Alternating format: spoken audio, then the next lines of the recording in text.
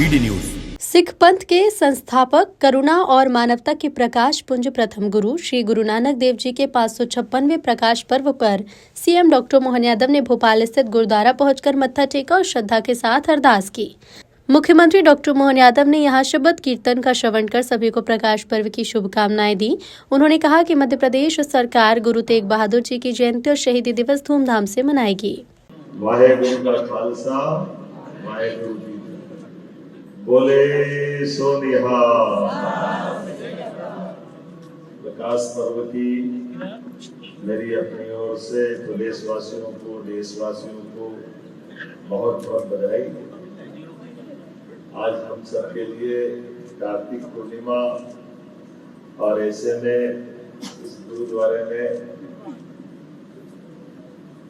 गुरुवर जो साक्षात ईश्वर समान थे, गुरु नानक देव जी महाराज, उनके प्रकाश पर्व की लख लख बधाइयां आप सबका अभिनंदन। गुरु नानक जी महाराज 556वें प्रकाश पर्व की मेरी अपनी ओर से अनंत शुभकामना, मंगल कामना, बधाई। एक ऐसा विराट व्यक्तित्व जिसने मानवता को सेवा, कीर्तन और शिक्षा देने के लिए न केवल साहस दिया, बल्कि खुद को अपने आप में जीता जागता एक अपने जीवन से सबको प्रेरणा देने के लिए पूरे देश के अंदर उनने पदयात्रा करते हुए, वर्तमान तक तो पूरा देश है ही, लेकिन अफगानिस्तान से आगे जाके अरब के देशों के अंदर भी हिम्मत से, निडरता से एक ओंकार सतनाम वाहेगुरु का अपना प्रचंड मन का अंदर का आत्मविश्वास संसार के सामने रख कर अपनी आध्यात्मिक चेतना से दुनिया के सामने साहस का उच्चतम प्रतिमान सबके सामने रखा। वो भी उस दौर में जिस दौर में कभी कोई सोच नहीं सकते अरब में। आज भी अरब के अंदर बड़ा कठिन जाता है, लेकिन सब में ईश्वर एक है। लेकिन एक ईश्वर के लिए अपनी दृढ़ता के साथ जो अरब में भाव था वो बाबर के सामने भी रहा।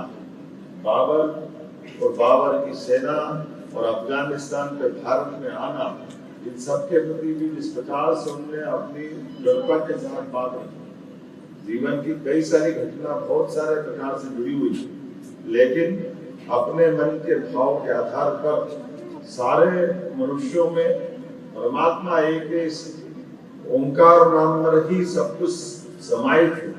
तो रोम रोम से जो ध्वनि आती है, उसका ध्वनि का निषेधन न करते हुए सचेतन के रूप से हम अपने जीवन में जागृति पाए, मनुष्य मात्र के साथ अपना सहअस्तित्व के भावना के जोड़ के बात करें।